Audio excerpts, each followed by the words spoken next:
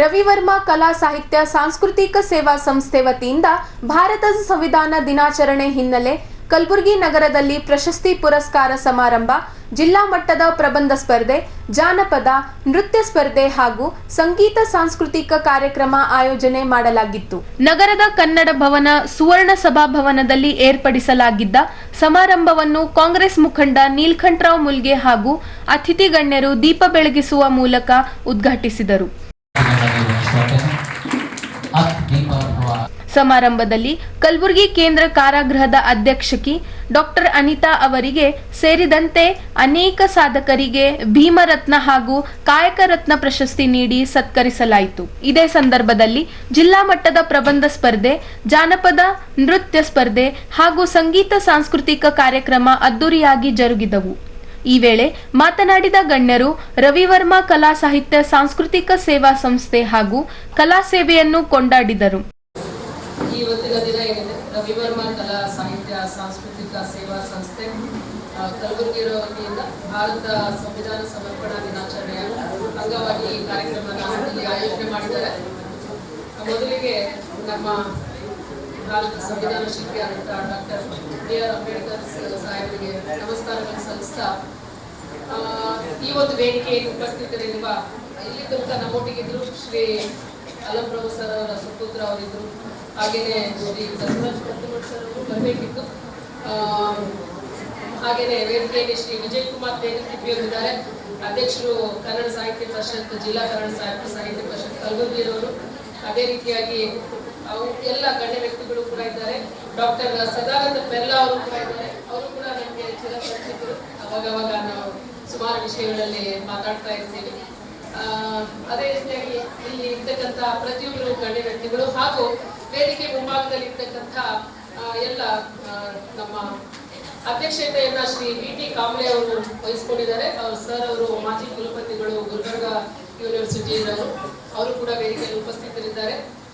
ಹಾಗೆ ನಾನು ಹೇಳಿದಂಗೆ ತಾವು ಎಲ್ಲರೂ ಕೂಡ ಮೈ ಡಿಯರ್ ಏನ್ ಹೇಳ್ಬೋದು, ಎಲ್ಲರೂ ಕೂಡ ಫ್ರೆಂಡ್ಸ್, ಕಲೀಗ್ಸ್ ಅಥವಾ ಸಾರ್ವಜನಿಕರು ತಾವೆಲ್ಲರೂ ಕೂಡ ಇದ್ದೀವಿ. ತಮಗೆಲ್ಲರಿಗೂ ಕೂಡ ಶುಭ ಮುಂಜಾನೆ ಎಲ್ಲ. ಇದು ಆಫ್ಟರ್ನೂನ್ ಆಗಿದೆ. Good afternoon everyone. ಇವತ್ತಿನ ದಿನ ನನಗೆ ಬಹಳಷ್ಟು ಸಂತೋಷ ಒಂದು ವಿಷಯಕ್ಕಾಗುತ್ತಪ್ಪ ಅಂತ ಹೇಳಿದ್ರೆ, ಸುಮಾರು ಜನ ಮಹಿಳೆಯರು ಕಾಣಿಸ್ತಾ ಇದ್ದೀನಿ ನನಗೆ. ಸೊ ನಾನು ಯಾವುದೇ ಒಂದು ವೇದಿಕೆಯಲ್ಲಿ ನೋಡಿದಾಗಲೂ ಕೂಡ ನಾನು ಮಹಿಳೆಯರು ನಾನು ವಿಶೇಷವಾಗಿ ಅಬ್ಸರ್ವ್ ಮಾಡ್ತೀನಿ. ಐ ಥಿಂಕ್ ಇಲ್ಲಿ ಎಕ್ಸೀಡ್ ಆಗ್ತಾ ಇದ್ದಾರೆ. ಜೆಂಟ್ಸ್ ಅಂಡ್ ಮಹಿಳೆಯರ ರೇಷಿಯೋ ತಗೊಂಡ್ರೆ ಮಹಿಳೆಯರೇ ಜಾಸ್ತಿ ಇದ್ದಾರೆ ಅಲ್ವಾ? ಕೈ ಎತ್ತಿ ನೋಡೋಣ ಮಹಿಳೆಯರು, ಕೈ ಇಳಿಸಿ ನೀವು. ಜೆಂಟ್ಸ್ ಕೈ ಎತ್ತಿ. Where is the ratio? So ಇದು ನಮ್ಮ ಸಂವಿಧಾನಕ್ಕಿರುವಂತ ಪವರ್.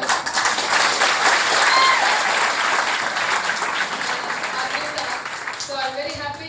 ಇಲ್ಲಿ ಇಂತಹ ವೇದಿಕೆಗಳೇನಿದೆಪ್ಪ ಅಂತ ಹೇಳಿದ್ರೆ ಸಣ್ಣ ಸಣ್ಣ ವಿಷಯ ಅಂತ ನಾವು ಅನ್ಕೋಬಾರ್ದು, ಬಹಳ ದೊಡ್ಡ ವಿಷಯ. ಒಂದು ಹೆಣ್ಮಗಳು ಅಬಲೆ ಅಂತ ಅನ್ಕೊಳ್ತಿದ್ರಲ್ವಾ? ಏನಾಗುತ್ತೆ ಅವಳ ಕೈಯಲ್ಲಿ? ತೊಟ್ಲು ತೂಗ್ಬೋದು, ಒಂದಷ್ಟು ಸೌಟ್ ಇಟ್ಕೊಂಡು ಏನ್ ಮಾಡ್ಬೋದು, ಅಡಿಗೆ ಮಾಡ್ಬೋದು, ಒಂದು ಮನೆ ಗುಡಿಸಿ ಸಾರಿಸಿ ನೀಟಾಗಿ ಇಟ್ಕೋಬಹುದು ಅಂತ ಹೇಳಿ. ಹೌದು, ಅದು ಕೂಡ ಕೆಲಸನೇ. ಅದಿಲ್ಲ ಅಂತ ಹೇಳಿದ್ರೆ ನಮ್ಮ ಮನೆಗಳು ಅಚ್ಚುಕಟ್ಟಾಗಿರ್ಲಿಕ್ಕೂ ಕಷ್ಟ ಆಗುತ್ತೆ, ಒಂದು ಸಂಸಾರ ಅನ್ನೋದು ಸರಿದೂಗಿಸ್ಕೊಂಡು ಹೋಗ್ಲಿಕ್ಕೂ ಕಷ್ಟ ಆಗುತ್ತೆ. ಆದ್ರೆ ಹೆಣ್ಮಗಳು ಅಷ್ಟಕ್ಕೆ ಸೀಮಿತ ಅಲ್ಲ, ಅವಳಿಗೆ ಬೇಕಾದಷ್ಟು ವಿಶೇಷವಾದಂತ ಶಕ್ತಿ ಇದೆ. ಅವಳಿಗೆ ಒಂದು ಜನ್ಮ ಕೊಡೋಕೆ ಶಕ್ತಿ ಇದೆ ಅಂದ್ಮೇಲೆ ಅವಳಿಗೆ ಯಾವುದೇ ನೀವು ಕೆಲಸ ಕೊಡ್ರಿ ಬಹಳಷ್ಟು ಅಚ್ಚುಕಟ್ಟಾಗಿ ಧೈರ್ಯದಿಂದ, ಆಕೆ ಆತ್ಮವಿಶ್ವಾಸದಿಂದ ಕೆಲಸ ಮಾಡ್ತಾಳೆ. ಆಕೆಯನ್ನ ನಾವು ಪ್ರತಿಯೊಂದು ಹಂತದಲ್ಲೂ ಪ್ರೋತ್ಸಾಹ ಮಾಡ್ಬೇಕು. ಅವಳ ಆತ್ಮವಿಶ್ವಾಸನ ಕುಗ್ಗಿಸ್ಲಿಕ್ಕೆ ನಾವು ಯಾವುದೇ ಕಾರಣದಲ್ಲೂ ಪ್ರಯತ್ನ ಪಡಬಾರ್ದು ಅಂತ ಹೇಳೋದನ್ನ ನಮ್ಮ ಪುರಾತನ ಕಾಲದಿಂದ ನಮ್ಗೆ ಹೇಳ್ಕೊಂಡ್ ಬಂದಿದ್ದಾರೆ. ಇನ್ನೂ ಕೂಡ ನಾವು ಅದನ್ನ ಹೇಳ್ತಾನೆ ಇದ್ದೀವಿ.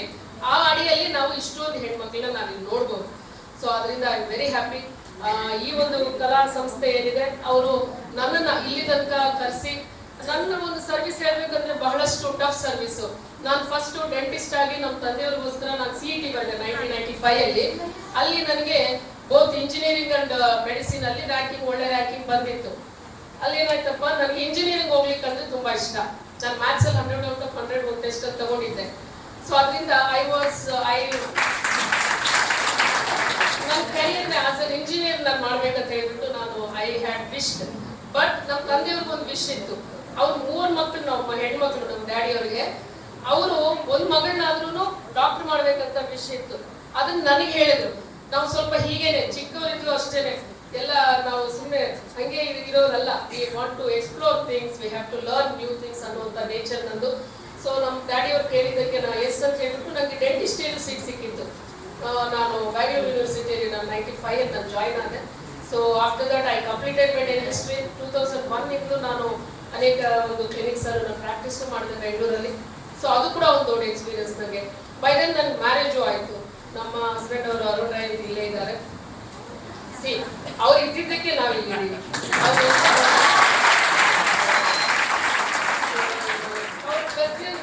ಒಂದು ನಾನು ಯಾವುದೇ ಒಂದು ಚಿಕ್ಕ ಕೆಲಸ ಇರಲಿ ದೊಡ್ಡ ಕೆಲಸ ಇರಲಿ ನನಗೆ ಹಿಂಗೆ ಒಂದ್ ಕಡೆ ನಾವು ಸ್ಟೇ ಮಾಡಿ ಎಲ್ಲ ನೋಡಿದ್ವಿ. Then again it was a challenge here. ಸ್ವಲ್ಪ ಸವಾಲುಗಳನ್ನ ಎದುರಿಸಬೇಕಾಯ್ತು ನಾನು.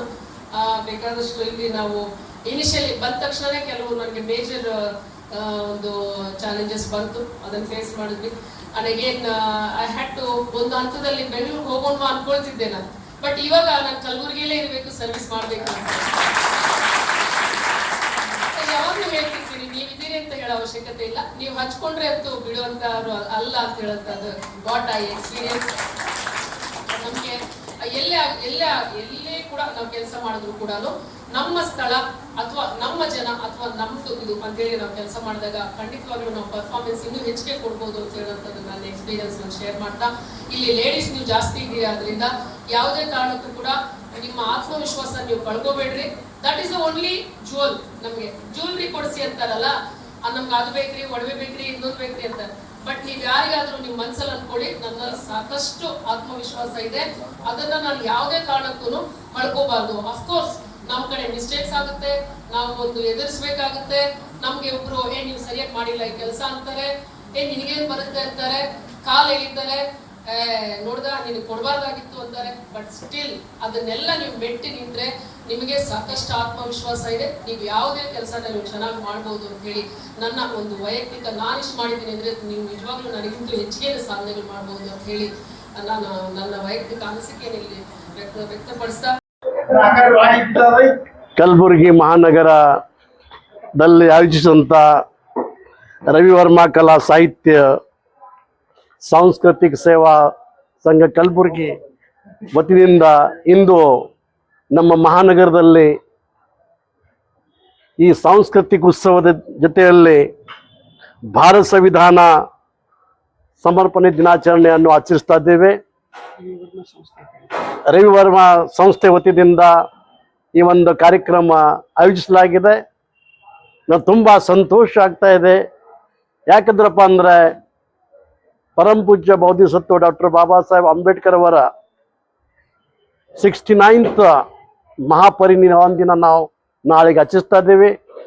ಈ ಒಂದು ಸಂದರ್ಭದಲ್ಲಿ ಈ ಒಂದು ರವಿವರ್ಮ ಕಲಾ ಸಾಹಿತ್ಯ ಕ್ಷೇತ್ರ ಸಂಸ್ಥಾ ತುಂಬ ಮಹತ್ವದ ಒಂದು ಕಾರ್ಯಕ್ರಮ ಹಾಕಿ ಇಡೀ ನಮ್ಮ ಕಲಬುರಗಿ ಜಿಲ್ಲೆಯಲ್ಲಿ ಮಕ್ಕಳ ಸಲುವಾಗಿ ಒಂದು ಸಾಂಸ್ಕೃತಿಕ ಕಾರ್ಯಕ್ರಮ ಹಮ್ಮಿಕೊಂಡಿದೆ. ನಿಜಕ್ಕೂ ಇದು ಒಂದು ತುಂಬ ಅನುಕೂಲ ಆಗಿದೆ. ನಾನು ನೋಡ್ತಾ ಇದ್ದೀನಿ ಇಲ್ಲಿ ಕಾಲೇಜ್ ಮಕ್ಕಳಿಗೆ, PUC ಮಕ್ಕಳಿಗೆ, ಈ ಥರ ಎಲ್ಲ ಕಲಾವಿದರಿಗೆ ಒಂದು ದೊಡ್ಡ ಒಂದು ಜಾಥಾ ಮಾಡಿ ಅವರು ಒಂದು ಮೆಸೇಜ್ ಕೊಡ್ತಾ ಇದ್ದಾರೆ. ನಮ್ಮೆಲ್ಲರಿಗೂ ಗೊತ್ತಿದೆ ಪರಮ ಪೂಜ್ಯ ಡಾಕ್ಟರ್ ಬಾಬಾ ಸಾಹೇಬ್ ಅಂಬೇಡ್ಕರ್ ಅವರ ಗುರುಗಳಾಗಿರೋಂಥ ಮಹಾತ್ಮ ಜ್ಯೋತಿರಾವ್ ಫುಲೆ ಅವರದ ಒಂದು ಸಾಮಾಜಿಕ ಪರಿವರ್ತನೆದ ಮಹಾಪಿತ ಅಂತ ಜ್ಯೋತಿಬಾ ಫುಲೆ ಮತ್ತು ಕ್ರಾಂತಿ ಜ್ಯೋತಿ ಸಾವಿತ್ರಿಬಾಯಿ ಫುಲೆ ಏನವ್ರು ಮಾರ್ಗದರ್ಶನ ಮಾಡಿದ್ರು. ಆ ಒಂದು ನಿಟ್ಟಿನಲ್ಲಿ ಬಾಬಾ ಸಾಹೇಬ್ ಅಂಬೇಡ್ಕರ್ ಭಾರತೀಯ ಸಂವಿಧಾನ ಬರೆದು ಈ ಸಂವಿಧಾನದಲ್ಲಿ ಪ್ರತಿಯೊಬ್ಬ ನಮ್ಮ ನಾಗರಿಕರಿಗೆ ಹಕ್ಕನ್ನು ಕೊಟ್ಟಿದ್ದಾರೆ. ಇವತ್ತು ನಾವು ನೋಡ್ತಾ ಇದ್ದೀವಿ ಭಾರತದಲ್ಲಿ ಇಷ್ಟು ದೊಡ್ಡ ಪರಿವರ್ತನೆ ಆಗಿದೆ, ಬದಲಾವಣೆ ಆಗಿದೆ, ಇಷ್ಟು ಭಾರತ ದೇಶವನ್ನು ಇಷ್ಟು ಫಲಫುಲಿತ ಆಗಿದೆ ಅಂದರೆ ಇಡೀ ವಿಶ್ವದಲ್ಲಿ ಎಲ್ಲಕ್ಕಿಂತ ಮಹಾನ್ ಸಂವಿಧಾನ ಬಾಬಾ ಸಾಹೇಬ್ ಅಂಬೇಡ್ಕರ್ ಕೊಟ್ಟಿದ್ದಾರೆ. ನಮ್ಮ ನೋಡ್ತಾ ಇದ್ದೀವಿ. ಯಾಕಂದರೆ ಪ್ರಪಂಚದಲ್ಲಿ ಎಲ್ಲಕ್ಕಿಂತ ದೊಡ್ಡದು ಏನಪ್ಪ ಅಂದರೆ ನಮ್ಮ ಸಂವಿಧಾನ ಇದೆ. ನಾವು ಭಾರತೀಯ ಇರುವಂಥ ಒಂದು ಭಾವನೆ ಬರಬೇಕಾದರೆ ಸಂವಿಧಾನದಿಂದನೇ ಬರ್ಲಿಕ್ಕೆ ಸಾಧ್ಯ ಆಗಿದೆ. ಈಗ ನಾವು ಮಹಿಳೆಯರ ಒಂದು ಸಬಲೀಕರಣ ಆಗಲಿ, ಮಹಿಳಾದ ಎಂಪವರ್ಮೆಂಟ್ ಆಗಲಿ, ಎಲ್ಲ ಪ್ರತಿಯೊಂದು ಮಹಿಳೆಯರು ಈ ಒಂದು ಎಲ್ಲಿ ಒಂದು ಕ್ಷೇತ್ರದಲ್ಲಿ ಬಂದ್ರ ಅಂದರೆ ಇದು ಸಂವಿಧಾನ ಕೊಡುಗೆ ಅಂತ ನಾವು ಬಹಳ ಹೆಮ್ಮೆಯಿಂದ ಹೇಳ್ಬೋದು. ಇಂಥ ಒಂದು ಕಾರ್ಯಕ್ರಮ ನಮ್ಮ ಕಲ್ಯಾಣ ಕರ್ನಾಟಕ ಭಾಗದಲ್ಲಿ ಈ ಒಂದು ಸಂಸ್ಥೆ ಅಗ್ದಿ ವಿಜೃಂಭಣೆಯಿಂದ ಕೆಲವು ವರ್ಷದಿಂದ ಸುಮಾರು 8-10 ವರ್ಷದಿಂದ ಇಂಥ ಕಾರ್ಯಕ್ರಮ ಹಾಕೊಂಡು ಪ್ರತಿಯೊಂದು ಜನರಿಗೆ ಪ್ರತಿಯೊಂದು ಸ್ಥಳದ ಇರ್ತಕ್ಕಂಥ ಜನರಿಗೆ ಅವಕಾಶ ಮಾಡಿಕೊಟ್ಟಿದ್ದಾರೆ. ಇವತ್ತು ತುಂಬ ಖುಷಿ ಆಯಿತು. ಯಾಕಂದರೆ ಚಿಕ್ಕ ಮಕ್ಕಳದಿಂದ ಏನು ಹಿಡ್ಕೊಂಡು ಅವರು ಒಂದು ನೃತ್ಯ ಮುಖಾಂತರ ಆಗಲಿ ಸಂಸ್ಕೃತಿ ಮುಖಾಂತರ ಆಗಲಿ ಏನಪ್ಪ ಅಂದರೆ ಅವಕಾಶ ಕೊಟ್ಟಿದ್ದಾರೆ. ನಾನು ಇಲ್ಲಿ ಒಂದು ನೃತ್ಯ ನೋಡಿದೆ. ಗೌರ್ಮೆಂಟ್ ಡಿಗ್ರಿ ಕಾಲೇಜ್ ವುಮೆನ್ಸ್ದವರು ಸಂವಿಧಾನ ಮುಖಾಂತರ ಒಂದು ಹಾಡು ಹಾಡಿ ಏನಪ್ಪ ಅಂದ್ರೆ ಉಲ್ಲಾಸಪೂರ್ವಕವಾಗಿ ಒಂದು ಮೆಸೇಜ್ ಕೊಟ್ಟಿದ್ದಾರೆ. ಈ ಪ್ರಕಾರ ಇಡೀ ನಮ್ಮ ದೇಶದಲ್ಲಿ ಇಂಥ ಕಾರ್ಯಕ್ರಮ ಆಗಬೇಕು, ನಾವೆಲ್ಲರ ಭಾರತೀಯರ ಅಂತ ಒಂದು ನಮ್ಮಲ್ಲಿ ಒಂದು ಭಾವನೆ ಮೂಡಬೇಕಂತ ನಾನು ಈ ಒಂದು ಸಂದರ್ಭದಲ್ಲಿ ಹೇಳಕ್ಕೆ ತುಂಬ ಪ್ರೌಡ್ ಆಗಿ ಅನ್ನಿಸ್ತಾ ಇದೆ. ಸುಮಾರು 8 ವರ್ಷದಿಂದ ಪ್ರತಿ ವರ್ಷ ಸಂವಿಧಾನ ಸಮರ್ಪಣಾ ದಿನಾಚರಣೆ ಅಂಗವಾಗಿ ವಿದ್ಯಾರ್ಥಿಗಳನ್ನು ಪ್ರಬಂಧ ಸ್ಪರ್ಧೆಯಾಗಿ ಏರ್ಪಾಡು ಮಾಡುತ್ತೇವೆ ಮತ್ತು ಜಾನಪದ ನೃತ್ಯ ಏರ್ಪಾಡು ಮಾಡುತ್ತೇವೆ. ನಮ್ಮ ಸಂಸ್ಥೆಯಿಂದ ಮತ್ತು ಸುಮಾರು 10-15 ಜನರನ್ನು ಕಾಯಕರತ್ನ ಪ್ರಶಸ್ತಿ ಮತ್ತು ಭೀಮರತ್ನ ಪ್ರಶಸ್ತಿಯನ್ನು ನಾವು ಅವರನ್ನು ಗೌರವಿಸಿ ಕೊಡುತ್ತೇವೆ. ಮತ್ತು ಇಂದಿನ ದಿನಮಾನಗಳಲ್ಲಿ ಸಂವಿಧಾನ ಬಹಳಷ್ಟು ನಮ್ಮ ದೇಶಕ್ಕೆ ಒಂದು ದೊಡ್ಡ ಕೊಡುಗೆಯಾಗಿದೆ. ಮತ್ತು ಡಾಕ್ಟರ್ ಬಾಬಾ ಸಾಹೇಬ್ ಅಂಬೇಡ್ಕರ್ ಅವರು ಸಂವಿಧಾನ ಬರೋದಕ್ಕೆ ಮುಂಚೆ ಬಹಳ ಒಂದು ಯಾರಿಗೂ ಒಂದು ಹಕ್ಕಿರಲಿಲ್ಲ. ನಮ್ಮದೇ ಆದಂಥದ್ದು ಆಯ್ಕೆ ಮಾಡ್ತಕ್ಕಂಥದ್ದು ನಮಗೆ ಸ್ವತಂತ್ರ ಇರಲಿಲ್ಲ. ಸ್ವತಂತ್ರ ಸಿಕ್ಕಿ 1947ರಲ್ಲಿ ಸ್ವತಂತ್ರ ಸಿಕ್ಕರೂ ಕೂಡ ಸಂವಿಧಾನ ಬರುವವರೆಗೂ ನಮಗೆ ಯಾರಿಗೂ ಸ್ವತಂತ್ರ ಇರಲಿಲ್ಲ.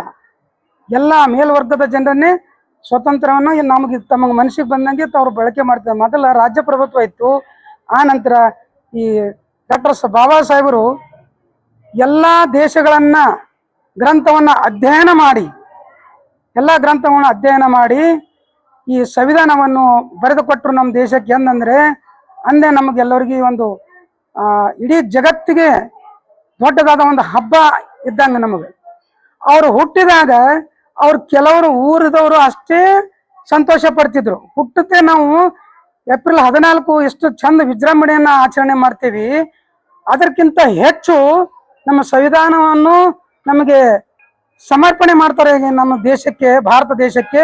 ಅದಕ್ಕೆ ಪ್ರತಿಯೊಂದು ದೇಶದಲ್ಲಿ, ಪ್ರತಿಯೊಂದು ಭಾರತದಲ್ಲಿ, ಪ್ರತಿಯೊಂದು ಕ್ಷೇತ್ರದಲ್ಲಿ ಸಂವಿಧಾನವನ್ನು ದಿನಾಚರಣೆ ಮಾಡುವ ಮುಖಾಂತರ ನಾವೆಲ್ಲ ಅದಕ್ಕಿಂತ ದೊಡ್ಡ ಖುಷಿ ಪಡ್ತಕ್ಕಂಥದ್ದು ಯಾವುದೂ ಇಲ್ಲ. ಪ್ರತಿಯೊಂದು ಆಫೀಸ್ನಲ್ಲಾಗಲಿ, ಪ್ರತಿಯೊಂದು ಕಾಲೇಜಿನಲ್ಲಾಗಲಿ, ಪ್ರತಿಯೊಂದು ಯಾವುದೇ ಕ್ಷೇತ್ರದಲ್ಲಾಗಲಿ ಅವರು ಪ್ರತಿಯೊಂದು ಸಂವಿಧಾನವನ್ನು ಆಚರಣೆ ಕಂಪಲ್ಸರಿಯಾಗಿ ಸಂವಿಧಾನ ದಿನ ಅಂತೇಳಕ್ಕೆ ಆಚರಣೆ ಮಾಡಬೇಕು.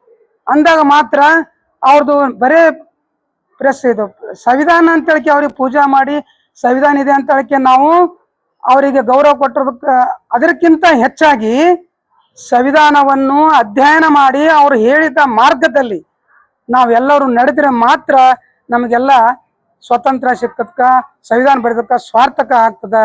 ಅದಕ್ಕೆ ನಮಗೆ ಈ ಒಂದು ಸಂವಿಧಾನ ಇಲ್ದೇನೆ ಇಡೀ ನಮ್ಮ ದೇಶದ ಸಮಾಜದಲ್ಲಿ ಬದುಕಲಿಕ್ಕೆ ಆಗೋದಿಲ್ಲ. ಸಂವಿಧಾನ ಅನ್ನೋದು ಬರೇ ನಮ್ಮ ಕೇವಲ SC ST ಜನರಿಗೆ ಮಾತ್ರ ಇಲ್ಲ. ಸಂವಿಧಾನ ಪ್ರತಿಯೊಂದು ಬ್ರಾಹ್ಮಣರಾಗಲಿ, ಕಬ್ಬಲಿಗರಾಗಲಿ, ಲಿಂಗಾಯತರಾಗಲಿ, ಡೋರ, ಸೀಖ ಅಥವಾ ಕ್ರೈಸ್ತ, ಪ್ರತಿಯೊಂದು ಈ ದೇಶದಲ್ಲಿ ಪ್ರತಿಯೊಬ್ಬ ಮನುಷ್ಯರಿಗೂ ಕೂಡ ಅನ್ವಯಿಸ್ತದೆ ಸಂವಿಧಾನ. ಪ್ರತಿಯೊಬ್ಬರಿಗೂ ಕೂಡ ಈ ಸಂವಿಧಾನ ಬಹಳ ಅವಶ್ಯಕತೆ ಇದೆ.